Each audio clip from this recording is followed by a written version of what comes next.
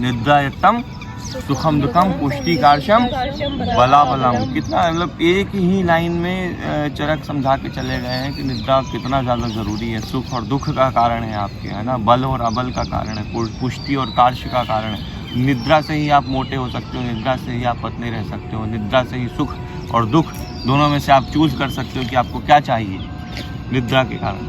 और निद्रा का जो सिद्धांत है उसका क्या मतलब हो सकता है, क्यों निद्रा आती है, शरीर को सोना क्यों चाहिए, ज़रूरी होगा तभी तो नींद आती है ना।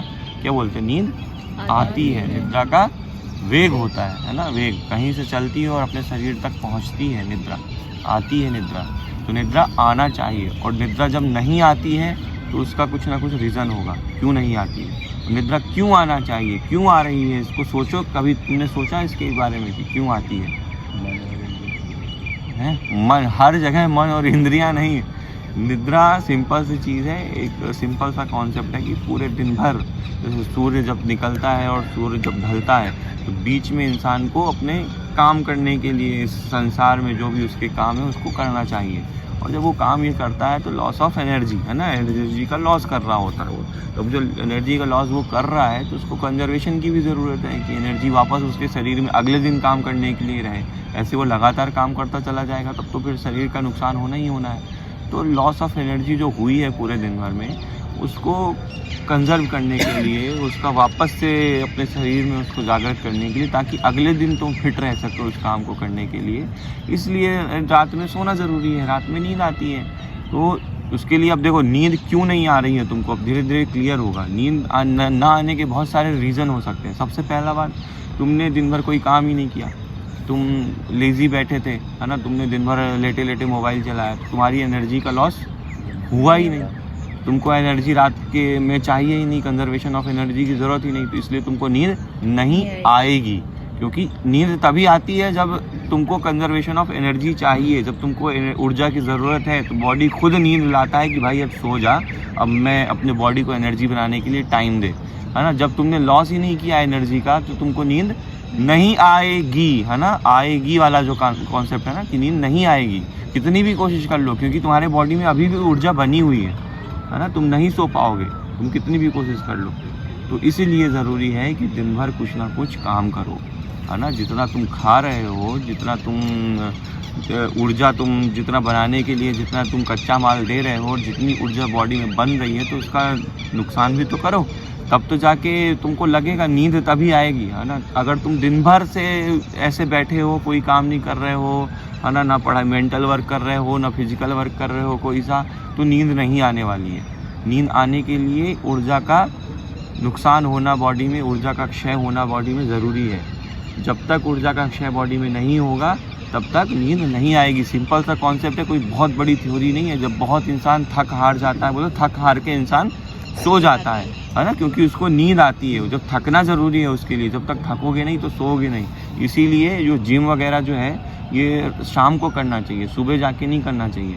जिम का काम पूरा शाम को करो कि बढ़िया आराम से, फिर सुबह की अगर हमने ज़्यादा मेहनत नहीं करी, एक्सरसाइज नहीं करी, या दिन में कोई काम नहीं हुआ है हमसे, तो शाम को जिम ही कर लिया हमने, अच्छी फिजिकल स्ट्रेंथ कर ली, थक गया शरीर, बॉडी एनर्जी लॉस हो गया, तो रात में नींद अच्छी आने वाली है। तो जिम जो सुबह जाते हैं वो बहुत गलत कॉन्सेप्ट है। जिम हमेशा शाम को करना चाहिए, सुबह वॉक पे निकलना चाहिए, सुबह चरक वॉक करनी चाहिए। सुबह से इंसान फ्रेश रहेगा थोड़ा और अच्छे काम करेगा। और इसीलिए जिसको कुछ काम नहीं है, पढ़ाई लिखाई का काम भी नहीं है और फिजिकल स्ट्रेंथ वाला भी काम नहीं है, तो वो ऐसे काम ढूंढे कि या तो वो मेंटल वर्क करे, कुछ ना कुछ नोट्स लिखे, किताबें बनाए, शायरी लिखे, चुटकुले लिखे, कुछ भी करे, स्क्रिप्ट लिखे, है ना, घर में बैठ के खाना बनाए, पकाए। अगर कुछ काम नहीं है तो एनर्जी का लॉस होना ज़रूरी, तब जाके आपको रात में नींद आने वाली है ना। नींद आने के लिए थकना ज़रूरी है, सिंपल सा कॉन्सेप्ट है। अगर मानसिक थकान और शारीरिक थकान दोनों तरीके से होने वाली है ना। लोग को पता नहीं नींद क्यों नहीं आती, इसका रीज़न वो अगर तह तक जाके देखेंगे तो उनको यही मिलेगा कि उनका एनर्जी का लॉस नहीं हुआ है, इसलिए उनको नींद नहीं आ रही।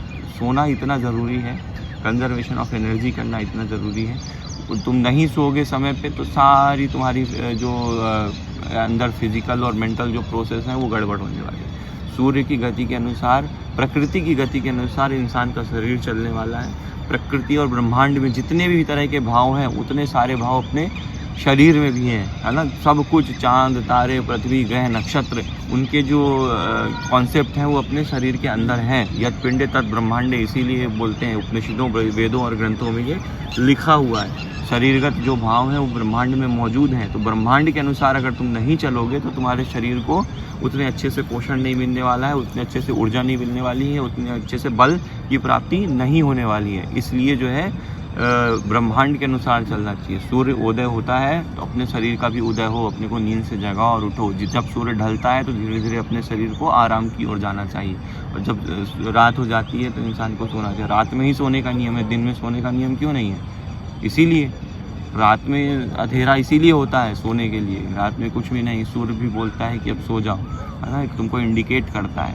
तो उसका फॉलो अपने को करना है। जो नहीं करेगा तो वो कुछ भी कर ले, कितना भी कर ले, उसको मेंटल स्ट्रेंथ नहीं रहने वाली, उसकी फिजिकल स्ट्रेंथ नहीं रहने वाली है। प्राण की गति उसकी नॉर्मल नहीं रहेगी। जितने प्राण का मतलब क्या होता है? प्राण का मतलब होता है ऐसा कुछ नहीं है प्राण का मतलब कि आत्मा ही प्राण है या कोई प्राण वायु ही प्राण।